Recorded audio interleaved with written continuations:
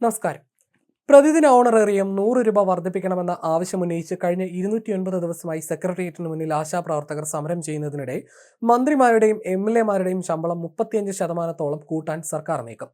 ഭരണ പ്രതിപക്ഷ കക്ഷികളുടെ യോജിപ്പോടുകൂടി അടുത്ത മന്ത്രിസഭാ യോഗത്തിൽ ഇത് അംഗീകരിക്കാനാണ് സർക്കാർ തീരുമാനം. ഏതാണ്ട് 25,000 രൂപ മുതൽ 30,000 രൂപ വരെ വർദ്ധിപ്പിക്കാനാണ് സർക്കാർ നീക്കം.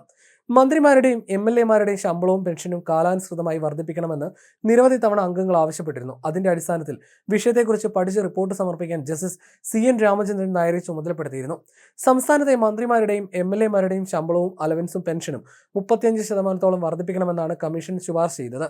സ്പീക്കർ AN ഷംസീറിന് സമർപ്പിച്ച റിപ്പോർട്ട് തുടർ നടപടികൾക്കായി മുഖ്യമന്ത്രിക്ക് കൈമാറിയിരുന്നു. മന്ത്രിമാർക്ക് ശമ്പളത്തിന് പുറമെ കിലോമീറ്റർ അടിസ്ഥാനത്തിൽ പരിധിയില്ലാത്ത യാത്രാവിധ ലഭിക്കുന്നുണ്ട്. സ്റ്റാഫ് അംഗങ്ങൾക്കും വാഹനത്തിന് പുറമെ തിരുവനന്തപുരത്ത് ഔദ്യോഗിക വസതിയുമുണ്ട്. മന്ത്രിമാർക്കും MLA-മാർക്കും ശമ്പളത്തിന് പുറമെ വീട് നിർമ്മിക്കുന്നതിനും വാഹനം വാങ്ങുന്നതിനും പലിശരഹിത വായ്പയും ലഭ്യമാണ്. ഇതിനും പരിധിയില്ല. ജീവിത പങ്കാളിക്ക് ചികിത്സാ ചെലവിനായി നിശ്ചിത തുക അനുവദിക്കും. കാലാവധി കഴിഞ്ഞ നിയമസഭാ അംഗങ്ങൾക്ക് പെൻഷന് പുറമെ ചികിത്സാ ചെലവും കിട്ടും.